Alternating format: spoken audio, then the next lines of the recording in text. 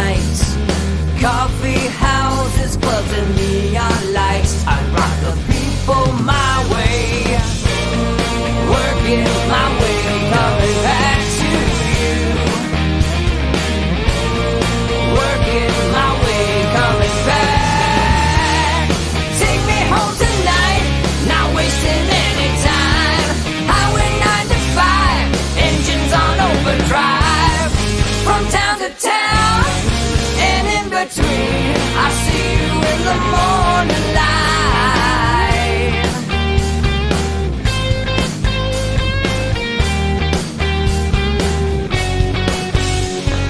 New York, Boston, Philadelphia, LA, I still see your face.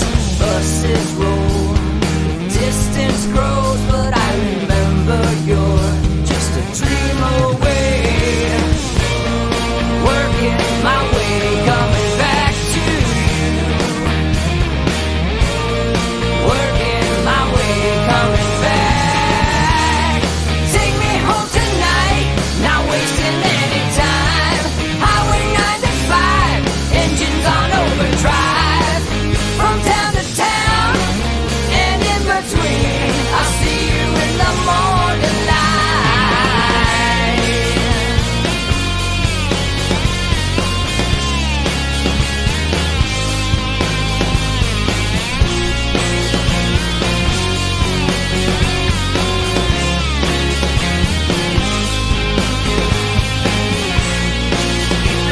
Light on as I drive on, singing our song. Keep the light on as I drive on, singing our song.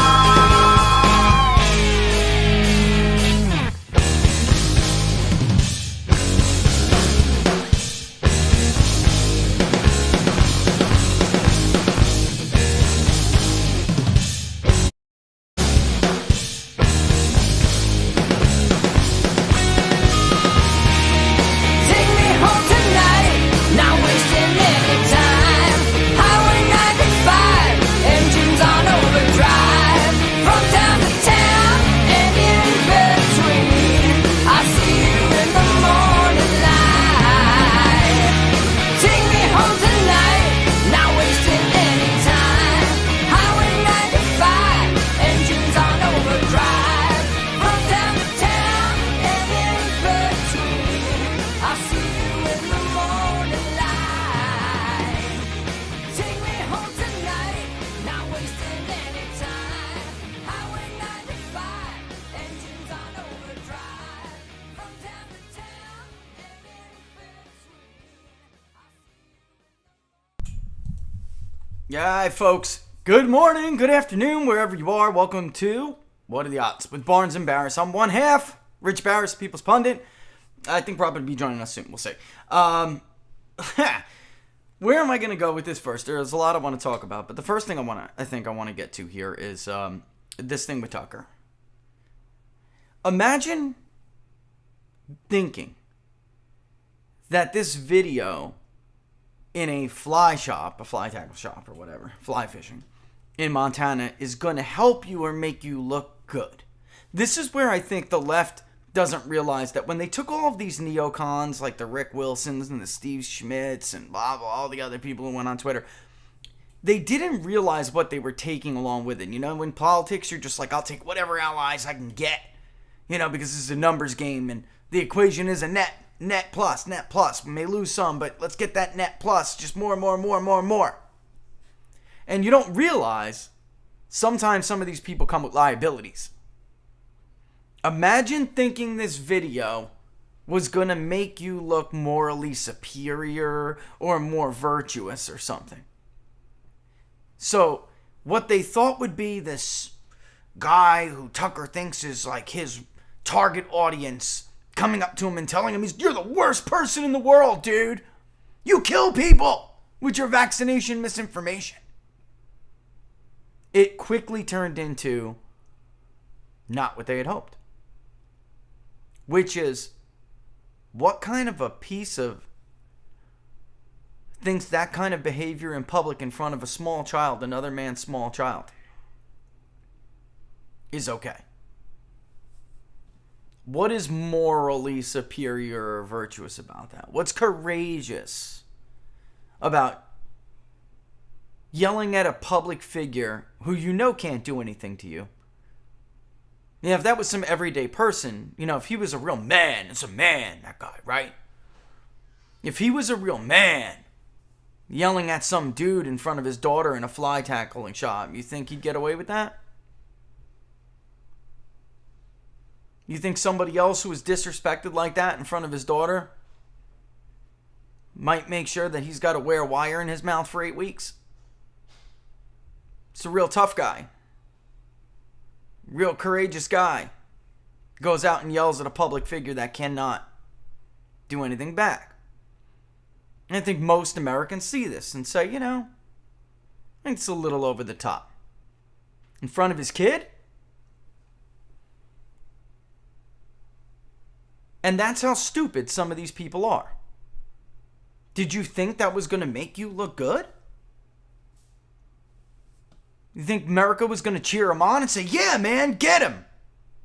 Good for you. Parade Tucker Carlson in front of his daughter. Yeah, man, right on. No, it's going to make you look like a piece of trash that you are. Because that's what kind of a man does that. Over what? A couple of Rachel Maddow shows, Brian Stelter told you he's pushing misinformation.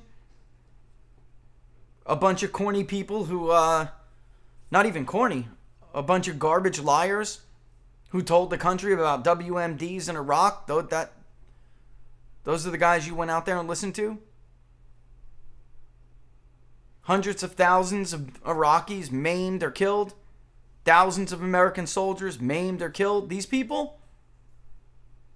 These are the people you listen to, so you think you're virtuous? You go out and scream at a public figure like that in front of his kid? No. Again, you look like a piece of trash because that's what you are. And if you cheerleaded on social media with a blue check mark on your account, you look like a bigger piece of trash. Because you're the ones who do this. I take this incident as another lesson. We saw this before. We see these blue check people doing this stuff. They do influence the behavior of people who aren't stable. That's how we got James Hodgkinson to take a rifle to a charity baseball game that Republicans were practicing for and opening fire on lawmakers. Talk about get people killed. Actions and words that get people killed. I mean, this is the liability that the left is going to have to realize they now have from accepting these people into their fold post-Trump and during the Trump era. And you do so while pretending like you are morally superior. You're the decent ones? That's decency? So good for you. So good for you. Make it go viral. I dare you. You did. Good job. Now that's how you look. Dumb. By the way, like I said on Twitter, those guys lost those narrative wars, lost that narrative war, almost as badly as they lost the one in '08 to Barack Obama. These guys are so incompetent at what they do, if they weren't born with that silver spoon in their mouth, they would never be able to make a living. They're not even good at what they purport to be good at. And they're fighting amongst each other. Well, I'm not going to mention any names. If you're cheerleading this video, then you need to seriously wonder whether something's wrong with you or not. That's your daddy's boy. That's your daddy's boy. That's the guy who got your daddy beaten the worst he's been beaten since Hanoi Hilton. They got drummed. I thought you guys were supposed to be morally superior to the rest of us. What a load of crap. This is why I wanted to ask this question and poll this question. Which one really is important to you? All this talk about morality and virtue and all this other nonsense? Or does public policy really matter more to you than anything? Would you rather have a politician who pretends to be morally superior, yet every chance they get, they bend you over? Or would you rather just have someone who may be couth, have no couth, may be callous, but by God, he or she does what they say they're going to do. And you can always count on them to represent you. We'll take a wild guess how that came back. It's a danger, folks. A danger. Trying to pretend you're morally superior to anybody else. Nobody is morally anything in that cesspool of a town. None of them. Not Liz Cheney, not Adam Kinzinger, not Nancy Pelosi, not Steve Schmidt, not Rick Wilson. None of these people are morally superior, let alone moral at all. Are you kidding me? It is Washington, D.C. The District of Filth. Not morality. Nobody is ever accused the District of Columbia of being a wealth of morality. Never! Where did this myth come from? Please, give me a break. Speaking of polling. No, it never gets old being ahead of everybody else in the curve. Let's take a look at some ABC Washington Post polling. Oh my goodness! Where did Langer Research go? ABC, you're not using Langer Research anymore? I can't imagine why. This is conducted by Ipsos, the same firm who does Reuters polling. It all comes from its aggregate data collection, like in many, very, very similar to YouGov. Although with YouGov, they're going to ask what they're going to ask, and then people will buy that data from them. Maybe Ipsos worked with ABC here to figure out the questions they were going to ask. I don't know. All right? Can't lie, say that I do. But nevertheless, aggregate online panel polling. No Langer Research. Biden plus 17 in Wisconsin. You're pretty close to Florida, though, till you heard it. Pretty close. But I guess, there should have been a statement out with this poll. In light of the APOR report, we're going to have to give up the pollster with a Biden plus 17 for a pollster who had a Biden plus 12.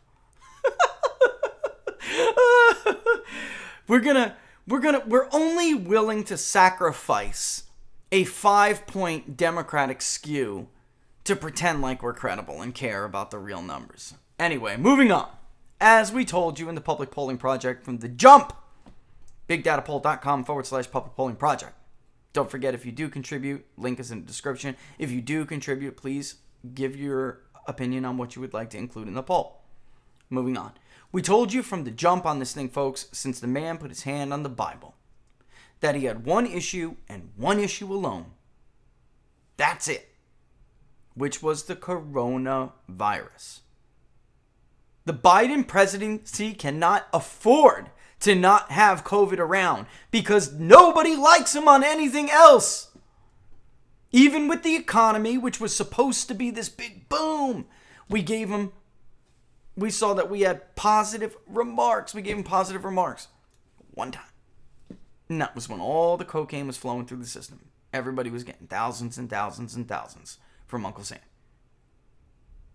The truth is, he did not start out with a high approval rating among the economy, and by a very large margin, voters everywhere, including blue areas, preferred Donald Trump on the economy. So they weren't jumping up and down for Joe Biden. Oh, yay, he'll come fix the economy.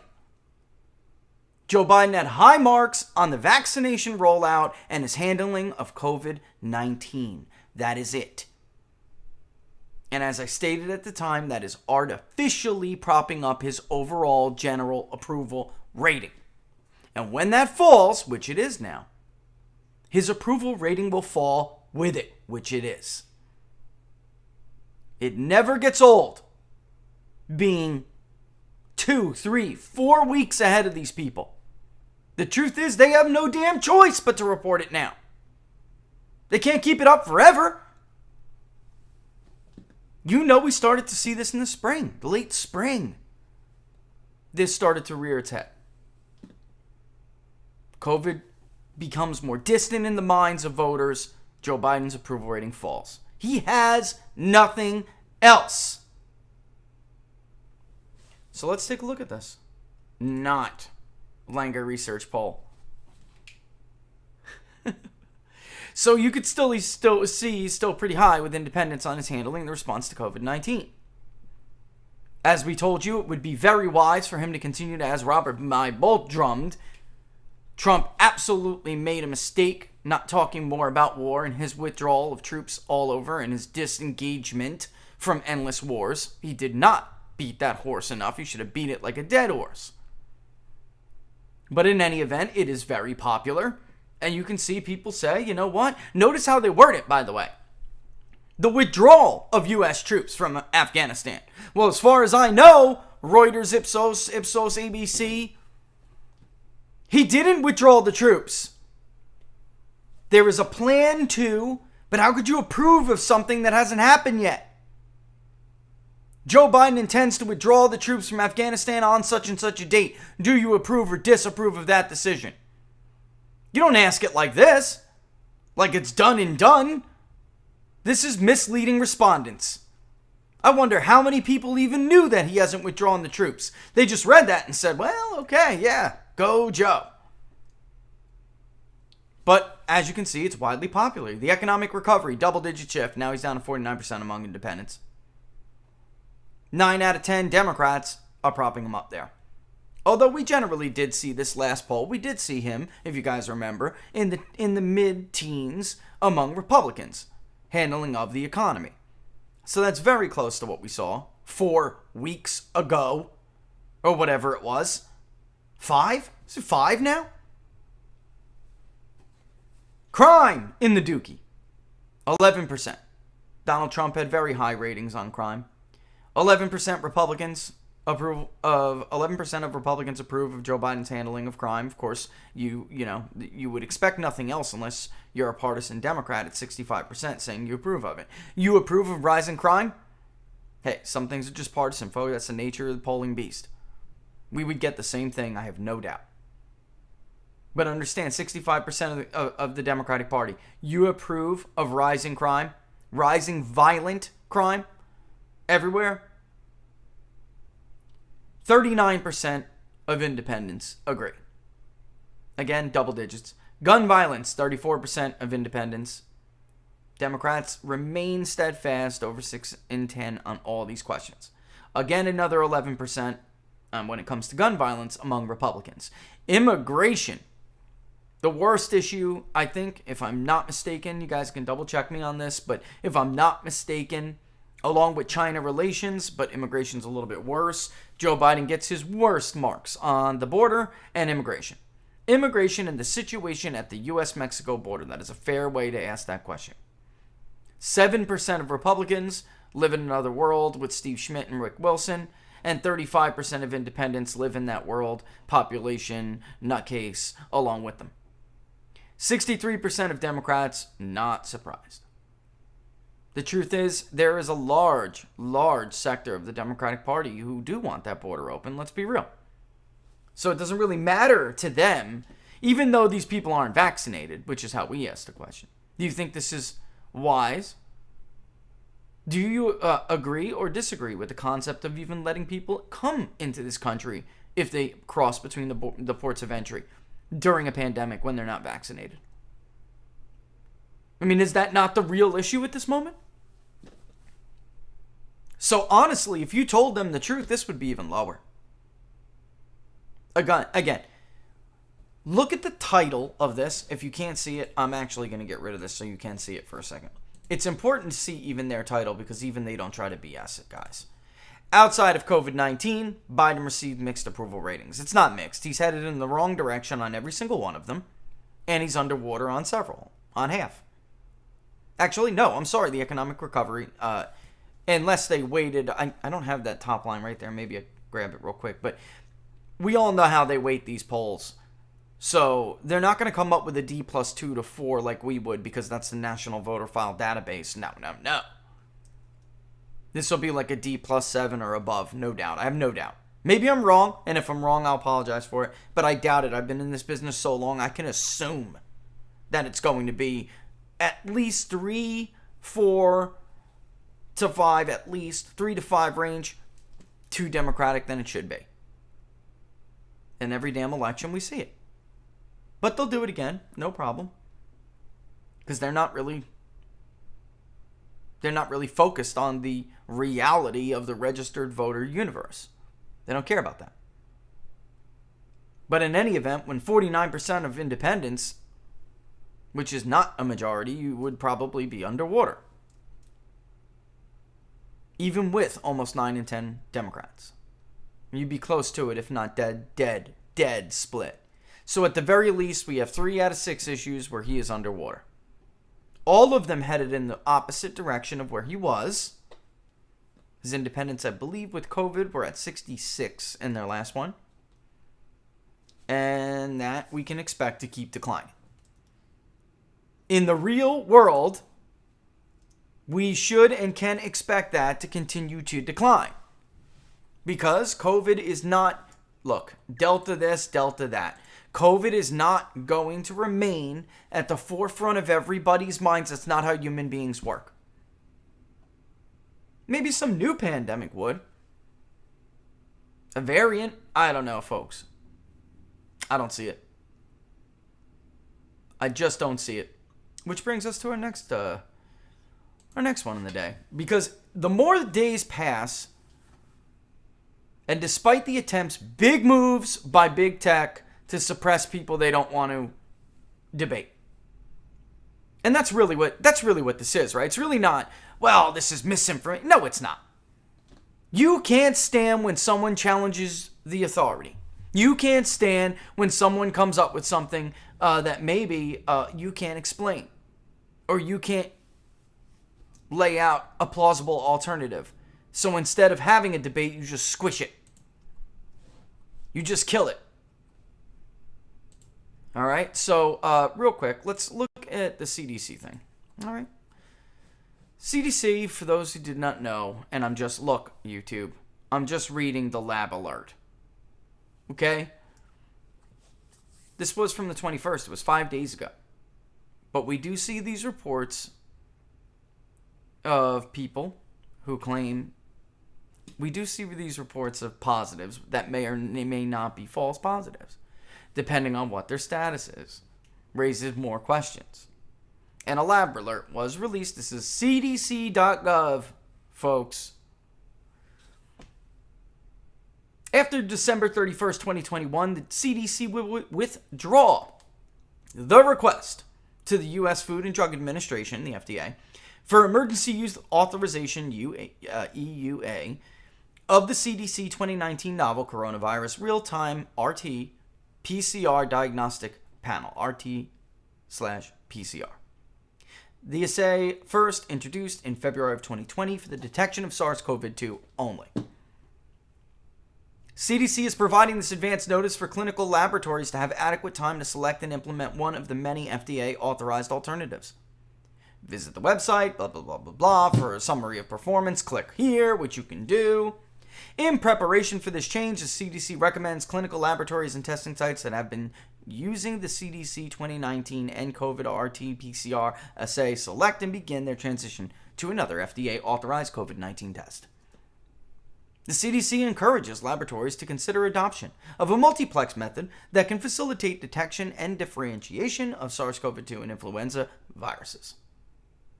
Such assays can facilitate continued testing for both influenza and SARS-CoV-2 and can save both time and resources as we head into influenza season. Wait a minute.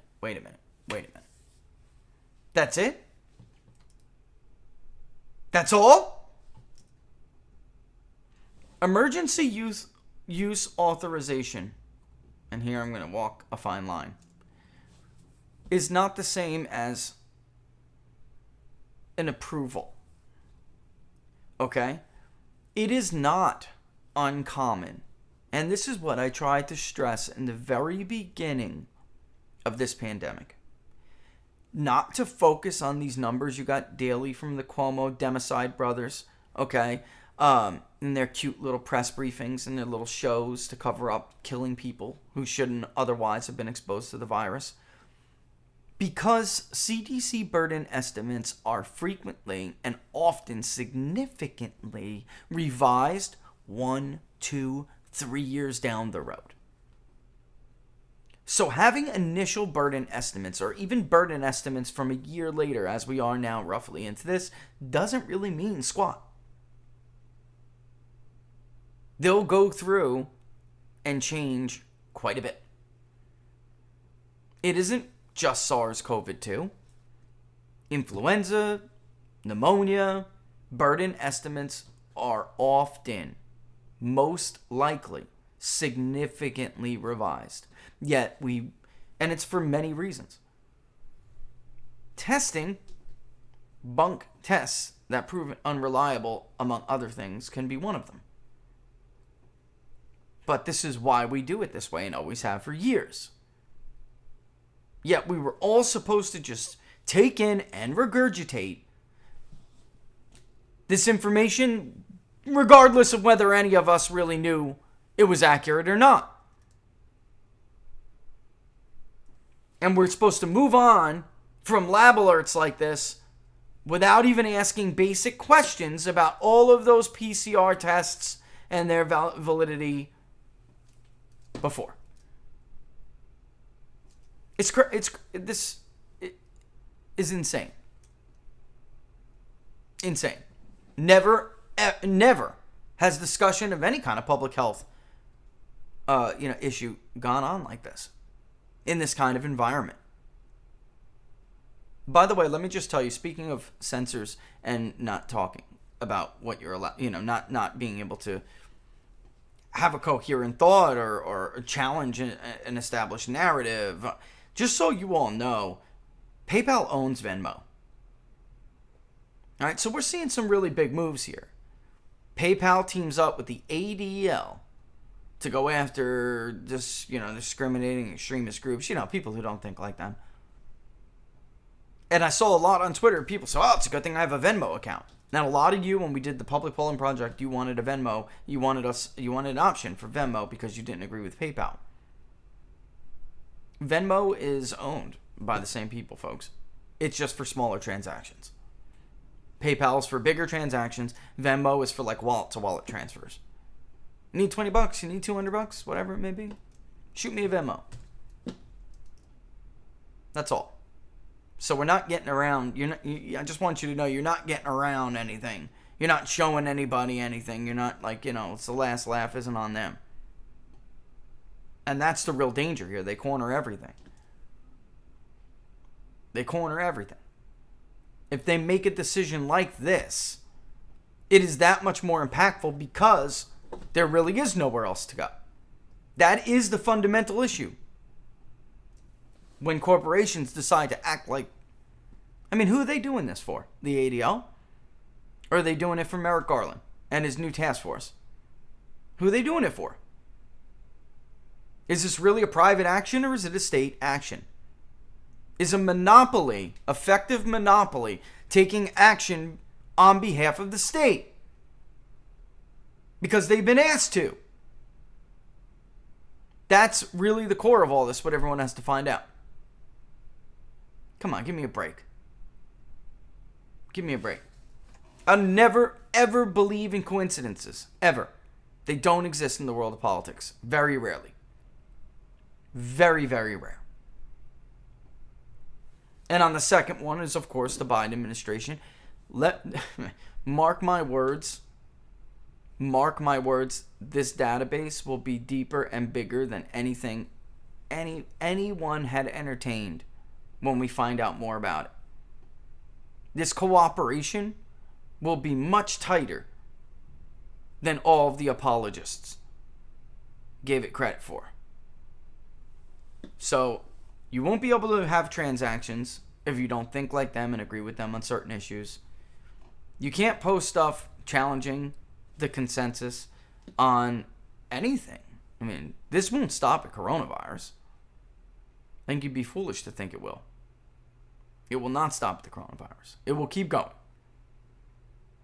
People never give up what they've worked so hard to scare you into giving them. Any kind of compliance, they're going to gobble that right up. And you're not getting it back. Robert Hicks. Crisis in Leviathan. All right. Without going too much here. This is what I want. I mean, basically in a nutshell, folks. The thread today is, how can we suppress this side of society? How can we oppress this side of society? How can we silence this group in society? All right. I mean, that's the connective thread in all of these stories today. I do see your questions. I did reference Kinzinger and Liz Cheney in a second. We'll talk about that in a second. All right, look, real quick. For the locals community, I'm going to retweet it literally right now. A lot of requests since we interviewed Joe Kent last week to do Washington 3. Washington 3 is an interesting district. It's always a fight. It's one of those areas where it is always a fight. But it's interesting to see what goes on with Butler. And I was just talking to somebody who used to be a political strategist, an operative, really, out in Washington years and years before he moved away to another state. And, giving me some insight into his dealings in this district. And the crazy thing about this, it's very much one of those districts where Republicans think they have to act like Butler to be reelected. And you can see Republicans have an edge in the modeling that we did. I'm not going to get too much into it. That's for the locals community, peoplespundit.locals.com. You get that. And I promise when the database is done spinning its wheels, I'll put up a picture with a better resolution. Because I did see how it was pretty blurry. I also added independents or unaffiliated voters in there, and that, blurs in. They're purple. Obviously, Democrats are blue. Republicans are red. So those colors tend to bleed into each other a little bit. When it gets to 300 DPI, I'll put it back up. All right, and I'll replace the one that's up there now so you can see it a little bit better. But what he was telling me about was, and I think we're going to see this with a lot of Republicans who voted for impeachment and just decided that we're going to go back to business as usual, that it's not going to go in the direction of like Rossi's old district, and he was defeated in 18. All right, Rossi. Very much that kind of suburban, moderate. You got to be a moderate. You got to be this or that. For those who see the analysis, you can see the district. It's a very complex district. And I would argue this is a perfect example of a district that Republicans will not be able to keep if they don't continue down the path that Donald Trump laid out for them. You don't have to bring the rancor and the callousness with you, but you do have to bring the working class message with you. This is one of those districts Republicans every 2 years will keep fighting tooth and nail, and they will lose it. It will slip away. Because if a certain working class group of people does not feel like you are on their side, they will either stay home or they might even vote against you. And you will need them to stem the tide of white professionals and others who just will not vote with you. That's not coming back. If you think it is, ask David Perdue his opinion. It's not coming back. Ask McSally how nice being you works with these people. They're not coming back.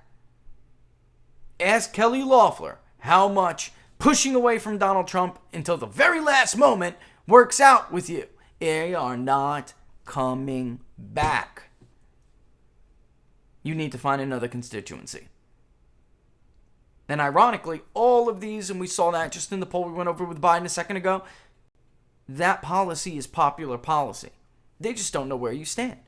And how could you blame them when you have somebody like Liz Cheney and Adam Kinzinger being the face of the Republican Party on the January 6th panel?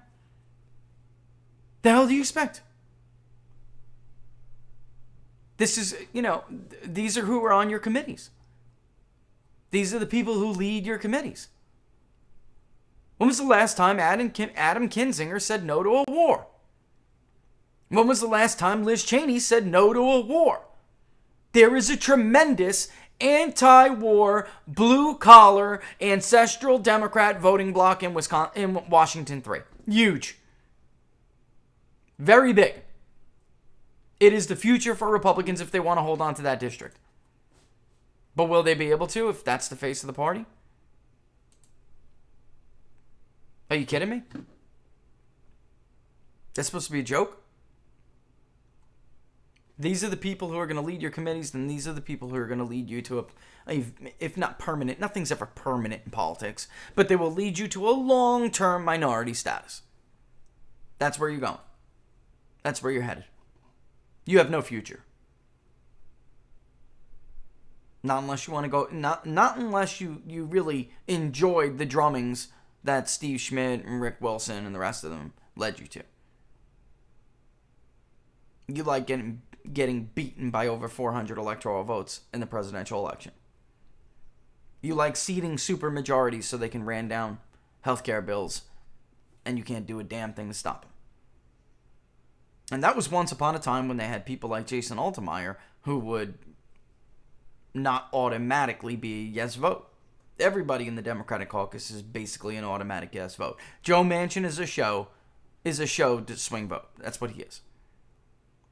On some issues, he's blocked it, but for the most part, on big things like that, folks, let me tell you, he will cave. If he was there for Obamacare, he would have voted for it, despite his ads. Despite the ads he ran when he first ran for Senate. It's a load of crap. He's voting for it. And that's your future. Anyway, back to this January 6th thing. I don't think anybody would oppose a legitimate investigation into this. The problem is it's not a legitimate investigation. And the appointment of Adam, the acceptance, Speaker Pelosi is essentially running the show. The acceptance or the appointment of Adam Kinzinger and Liz Cheney, two people who voted for impeachment, should, without inquiries, without hearings, without anything, without any real weighing of any evidence, they just did it. So what does that tell you about the seriousness of this commission? This is gonna be legit or something? If it was truly an investigation, they'd have some people who were skeptical from the beginning and some people who voted for it. That would honestly be the legit thing to do. You cannot have everybody who opposed impeachment and everybody who supported it. This is the event that they attempted to use to prevent Donald Trump from ever running for political office again. Because he wouldn't run. Why would you, if you're the president, why would you be anything less after that? So I think the goal was pretty clear to keep him out of the office. Keep him from even being able to run because they don't trust your decision. If they really trusted your decision, then they wouldn't care. And they would just say, well, if he wants to run again, we'll beat him again. But that's not the position they're taking because that's not the opinion they have. They'd rather prevent you from even being able to make that choice. They tried, they failed, so now here we are again. Round 2, moving forward. And this will be their attempt, as we talked about with Matt Braynard, is 100% correct. This will be their attempt to use this as an event, as a moment, as a pivot point, to justify everything that they intend to do to you from this point forward. Like scrub you from online presence. Like prosecute you for crimes that aren't even defined. Putting you away for 8 months for a nonviolent offense. Not giving you the right to a counsel. Throwing you in a corrupt DC corrections system so you can be beaten on the nightly. So you can have corrupt guards swing the gates open and mace you on the nightly. So you can be prevented from obtaining discovery, talking to counsel, talking to your family, having your phone time, eating a proper meal, getting cancer treatment when you're terminal, and on and on and on. That's what Adam Kinzinger and Liz Cheney are going to participate in. While they're cheered on by the likes of Steve Schmidt and Rick Wilson. That's it. That's funny. There is thus my rant. Look, just to give you guys an idea, I'm not surprised Robert probably doesn't have a little bit of time today. Just to tell you what's going. Mondays are a tough racket for what he does, but we're working on something, and it's like his turn. So it's my turn first. It's his turn later turn later, and I imagine that is a lot on his plate. So just to give you that explanation. But I wanted to come on and say something anyway, just because I wanted to vent, and there was all this stuff coming on. I will tell you this, as if politics didn't convince me enough. The media, looking at some of the research we're doing, the media's role, and it's a negative role. There's nothing positive about what they do. They don't inform. They don't calm down. They don't put into perspective. They're not fair and balanced. They don't shoot you straight. All these other cute sayings they come up with. If you don't learn from being a political pollster, you will learn from doing other kinds of research that the media's role is toxic. They pollute our justice system. They pollute our electoral system to the point where I don't even know how our system can work like this anymore. And I'm trying to be careful because I don't really know the rules and the boundaries here with what I'm trying to talk about. But I don't know how a justice system can work when you have beyond what is tainting. It's like, bad media. We've always had bad media coverage that taints jury pools and taints public opinion. We're way beyond that now. This is an effort to not taint, but to mislead, misdirect, and misinform. And I don't know how you have a system of justice designed like the one we have here, or really any other Western country. The basic principles that Western countries have. I just don't know how on earth you could do that. If you have a media that plays a toxic role and intentionally misinforms people. Intentionally. And I don't know the rules here, so I'm trying to be careful. But you can't have people that eventually you're going to select peers from, a group of people. These are your peers. These people will judge you. You can't have this group of people be completely ignorant about one aspect of someone's case and only know about things that misdirect them. Because I don't know how that works. I don't know how we would expect it to work. It doesn't. It just doesn't. All right, I guess, well, where are you, producer? Where are you? Getting yelled at over here from behind the scenes. Basically, that's just the way it is, Looks like Robert is a little bit delayed. I think he wants me to hang tight a little bit, and he's coming. All right. I'm going to give him a little bit, though. All right. So, basically, without saying certain names, and I know some of you know what I'm talking about here. I do, and I know you do. But we have these cases. They garner local or national media attention. I don't know if I'd ever be for gag orders. I don't like anything about gagging. I don't know what the answer is. I really don't know what the answer is. I guess in the end, we have to go back to a place where we know the media isn't objective and we need to stop with the charade. We know the media isn't objective. And it's the charade, I think, that's more hurtful than what they actually do. Because if we all just admitted, we're back to the era of party media. If we all just admitted it, then I think it wouldn't have the damage that it has now.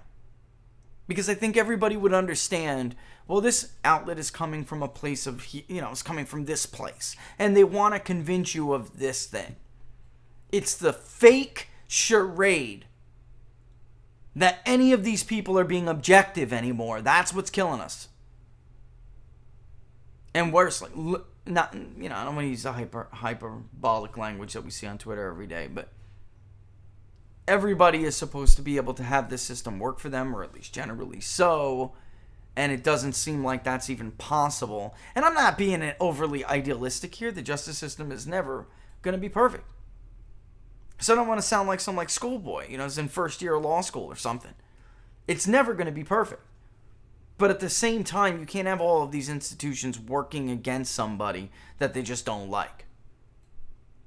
That's not what was envisioned here, you know? All right, let me just respond to him real quick, folks. Let me respond to Robert. Give me 1 second. Let's see. Yeah, basically, boom. There we go. All right, so we'll see, and I'll keep you posted. But, you know, without, like, going over the line and telling you what I'm talking about, I just see these cases all the time, and I work on them all the time. And up until this, you know, I don't know, something's just bothering me about this one, I think. But this is more gratifying than public polling in politics. It's just, how many times can you ask, do you approve or disapprove before it just gets a little bit boring, you know? So this is cool, especially if you're somebody who likes to predict human behavior, or you like to even just study human behavior. But there's a point where even it, you know, starts to throw a wrench in even that. So there's not even scholastic value to studying the system if it's completely corrupted. I guess what I'm trying to say is, if it's completely corrupted, it's not really interesting, is it? Because then all the dynamics and the interesting parts about human nature that are cool and it all just goes away. Because it's all muffled, it's suppressed. Nothing's really real. People tell you the things they think they want you to hear, and then we just move on. And you never really get to the heart of the truth of it. So in a sense, it's almost not worth studying.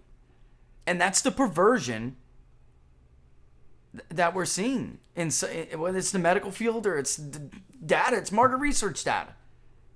This is the saddest part about perverting things like this.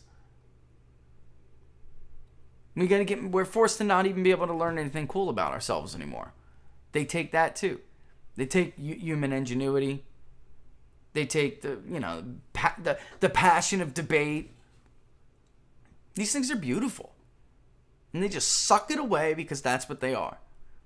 Disgusting parasites who produce nothing, by station not merit, end up in these positions, and then try to make the world suffer because they were picked on as a kid when they were, like, you know, not picked for dodgeball or something. I mean, this is what we're... I don't even know how else to put it. They can't raise anybody up, so they got to tear everybody else down. They got to squash all the creativity and the things that are beautiful about the humanities, and they got to just crush it. They got to just kill it. Maybe it irks them. I don't know. Most people will just tell you this is about power for people, and that's it. That's their end game. Don Smith says that all the time. It's not hard, Rich. It's not even power, money, and votes, because really two come with the other, right? And then if you have the power, then you'll get the money and votes. And it's self-perpetuating. It's a self-perpetuating cycle. So it really is that maybe Don, which I know you're listening, maybe you're right, man. Maybe that really is the end game. Just look at all we lose in the process, is my point. It's like, it's no longer fun or creative. Maybe that's why the Soviets were so damn bored all the time. They were just going along to get along. There's no inspiration. There's no beauty to anything anymore. They just kill it. All right. With that in mind, I'm going to take a real quick break. All right. I'm going to see what's going on with him. If not, we're just going to, I got a couple of things I want to announce, but I'll do so when I get back. Normally I wouldn't take a break on What Are the Odds, but I am taking one today just to find out what's going on. And when we get back, again, don't not leave those comments on the forum. Please tell us what it's about. Why am I saying this? Because I think I'm a little bit confused about what direction we want to go in. It's the summer, and the summer is always odd. People are hard to get. They want to move on with their, they want to kind of get on with their vacations. We are starting to pivot now. Most areas, kids will start going back to school soon. For parents, they'll start paying attention again. That is the moment when they'll start paying attention. And they'll be a little bit easier to participate and get into the swing of things. So, will that help response rate? Think like a human being. Yeah. When you're back to the schedule and you're back to the grind, you're thinking about these things again. And they're at the forefront of your minds. Of course, we can talk about, we've done it before, we can talk about whether or not people want to get back to school as normal, but there has to be an underlying theme to this thing, and I'm looking for your suggestions to get that. So I guess what I'm saying is I kind of need help for that. There's so much going on. When you give your feedback on what you want to see, it allows me to pick, 2, 3, 4 of the loudest voices out of there and gives us direction. And unsurprisingly, actually, it tends to be what everyone else in the country is thinking about. So don't forget to leave those comments. All right, I'll be back in about a minute. All right, minute and a half.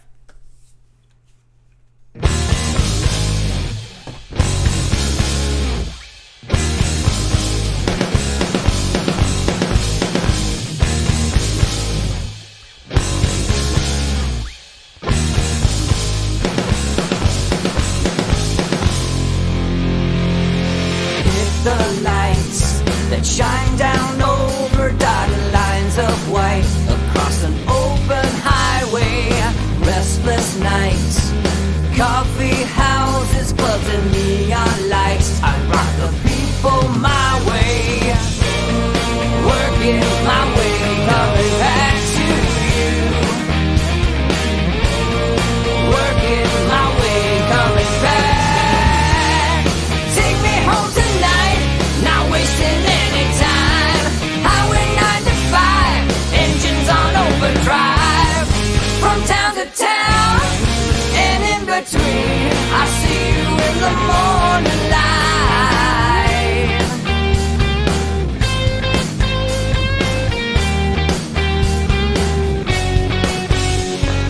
New York, Boston, Philadelphia, LA, I still see your face. Buses roll, distance grows, but I remember you're just a dream away. Working my way, coming back to you. All right. So here's Washington 3. I submit. I'll show you the screenshot. But again, we're not going to go over it in too much detail. If you want to look at the PDF, it's peoplespundit.locals.com. All right.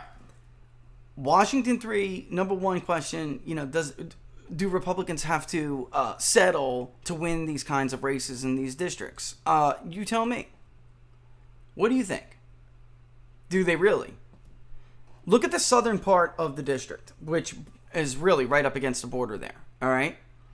The bottom line is, those are those blue-collar workers I'm telling you about. Out west, in the western area of this district, you're going to have these suburbanites or these... I don't even like using that word because our suburbia is nothing like the Dallas suburbs. It's nothing like the Atlanta metro suburbs. It really isn't about income level, or it really is about what level of education you have had, whether you're a member of a professional class, or you're a manufacturing person, or maybe you're a small business owner, whatever it may be. So basically, it's too easy. It's too superficial to just say, well, those are suburbs and they're going to move away from Republicans. That's not true. What kind of suburb really does matter. But what I am telling you is, in this state, in this district, you are going to get more, and again, affluent's not the word, higher educated, which we over here call poorly educated. All right, but you're going to have those trends in a place like Washington 3 that are going to move away from Republicans. So how could you possibly offset that with the solid conservative base in the East? You can't. You can't. And those people are not any more likely, the Southern and Western professional class kind of people, they are no more likely to vote for an Adam Kinzinger or a Liz Cheney or a Butler than they are to vote for Joe Kent. That's not that's foolhardy. And Republicans should have learned that lesson in Georgia in January, when David Perdue underperformed Donald Trump in the Atlanta metro area. He didn't get as many votes as him. He didn't, and the worse, that's a deadly combination of not being able to squeeze out the working class blue collar that will often show up as an inferred Democrat in these models. If you watch our locals page, you know it. Macomb County was a perfect example. They have no chance to carry a place like that. They weren't carrying it. Barack Obama drummed Mitt Romney there. So Republicans would be making a huge mistake, assuming that this trend is going to continue. Why? Because they said so? Because they voted for Donald Trump for two cycles in a row? That will not hold water. That will not hold up to scrutiny. What will happen is they will lose those voters, and the other voters, the professionals, will just keep sliding away from them anyway. And then you turn 3-point wins, 4-point wins, or even 3-point losses into 9, 10 plus losses. We see this all over the country. This debate is all over the country. Do you try to pander to the North Oakland County to defeat Alyssa Slotkin? Or do you just run it up in Livingston and then peel away the blue collar in the central part of Oakland County? Well, the first argument won last cycle and they lost. Because those voters in Oakland did not come back. Do you run to Donald Trump and, like Barnes and I said a million times, make the recall the recount, make the recount the recall, or do you run away from Donald Trump? Which one is going to win you back those votes? The answer is many of those votes aren't coming back. Those areas aren't coming back. You have to offset them. And it's probably the smarter move to offset them with the part of the population that is growing. They'll be in concentrated areas. You'll need a more diverse coalition to beat them. They're not coming back. If you turned it into the party of the Lincoln Project tomorrow, you will still get drummed in the Dallas-Fort Worth area. You will still get drummed in the 1st Congressional District of Maine. You will still get drummed in Virginia. You'll still get drummed in Virginia 7. They're not coming back. I don't know how many more ways I can say this. All right. Couple little things to announce here. All right. We're going to go over on Wednesday inside the numbers. We're going to go over somebody requested, look, you can't not go over, you can't go over New York and not go over New York City and the impact it has on statewide politics. So we will go over the entire state. But we'll show you what it would look like if New York City wasn't there. And the truth of the matter is, it'll still underscore the 3 talking points we've been talking about for weeks now: immigration, migration, and education. Because the state has changed outside of New York City. It's not just Kings County and Queens, right? It is an issue in other areas of the state that has changed the demographics, which has changed the politics. And we'll show you, how could Ronald Reagan carry a state of New York in 1980 and 84 and not carry it now? Well, Ronald Reagan would even carry it now. Is something like that even possible? The answer is, of course, no. And you can't go over the state without going over certain areas, because you won't have a good enough understanding of why it is that way. And there are districts in New York that are going to be fights for a long time. We'll show you why. We have certain districts that are separated by a couple hundred votes. That's it. All right, so yeah, don't miss that. I don't know. I mean, he did say stall, but we'll give him a little time to do his thing. I don't want him to feel pressure or under the gun here, all right? So we'll make this up to you. But, sometimes you just can't be in 2 places at once, folks. You just can't. As much as every one of us tries, it does happen sometimes. But that's why I wanted to jump on and give you at least an hour. But, yeah, don't miss that.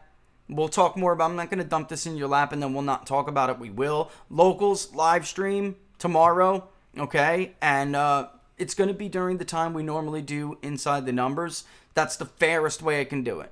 I know some people are out west and they want something a little bit, later to participate, but then that jumbles up other people. It's almost like you can't please everybody at once. Maybe in the end we'll alternate those times, but for right now we just decided to keep it at the same time as Inside the Numbers, which is 11 a.m. Eastern Standard Time.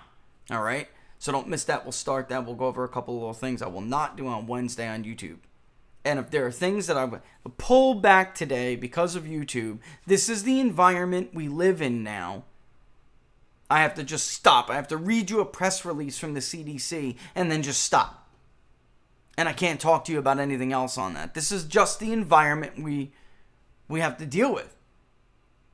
So tomorrow, there was much more I wanted to add to that, and we will. All right, and we'll also talk more about what, look, I don't think there's not a connection here between Biden's falling approval ratings and people souring on the job he's doing on everything else, and the White House reaching out to social media companies to shut people up that challenge them. That is not a coincidence. It has nothing to do with whether vaccination data is misinformation or whether or not they're worried about people killing other people with bad information.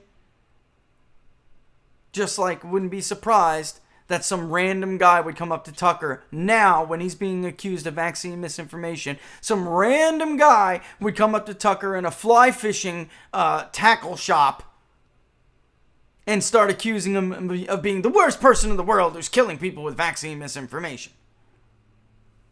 If you believe that, then you're naive. You're pretty naive. All right, so yeah, tomorrow we'll be able to talk about more about things that we can talk, including some audit stuff, by the way. Understand, on YouTube now, we can have government-sanctioned hearings, whether they're at the state or the federal level. We can have government-sanctioned hearings in our legislatures, federal and state, and YouTube can deem the content of those hearings unworthy and take them down. So here we have our own government saying, we're going to hold a hearing on this, and this is information the public should know. It should be public information, readily available to anybody who wants to look at it. And some big tech company, unelected, decides the government is wrong and that information should not be available. It's one thing even to censor a host of a show or a podcast. It's one thing to delete Brett Weinstein's channel for talking about certain drugs that are not allowed to in the community guidelines anymore. It's a whole other thing to tell the government that a hearing they had wasn't worthy and shouldn't be public information. So we'll talk banned audit information tomorrow too. All right, with that in mind, look, I'm going to kick rocks. I'm going to get out of here. Keep your eye on the feed. I have some cool appearances coming up, and we'll get into that. But yeah, tomorrow, locals, 11 a.m. Eastern Standard Time, we're going to do a little live stream. And bear with me, it's going to be a little bit of a test. I'm trying to incorporate some stuff. It will work. Well, the show itself will work. I don't know if the stuff I'm going to test is going to work. That's why it's called the test. And then on Wednesday, Inside the Numbers, 11 a.m., we'll pick it up where we left off with Washington and kind of moving in New York. I'm going to just be doing other things. I don't want to focus only on battleground states. It gives you tunnel vision. And if Donald Trump only focused on battleground states in 2016, he would never have been president. That's the truth of it. Republicans were checkmated. Damn near check. There were one or two moves away from being checkmated. The media had Mitt Romney and all of his little advisors that we talked about earlier on the show, the losers who got drummed by Barack Obama, who got drummed their entire careers. They are not known for winning elections, these people. They had these losers in the fetal position, one finger in the mouth, while they have with their thumb out of their mouth scream for their mommies because they're getting thumped so badly. And this guy, Donald Trump, came along and said, you know what, I think I can break that blue wall. I don't really think that's a wall. I don't believe in walls like that. I believe in walls at the border, but I don't believe in political coalitions that are walls. And he broke. And now because he did, Democrats have to fight like hell to keep that territory. If you focus only on those areas that the media and parties want you to focus on, you're leaving out a slew of your countrymen and women out of the conversation. And they have stories too. 50, 60 years ago, nobody would have believed that California would be a blue state. That was the home to Ronald Reagan, to Richard Nixon. Political coalition shift.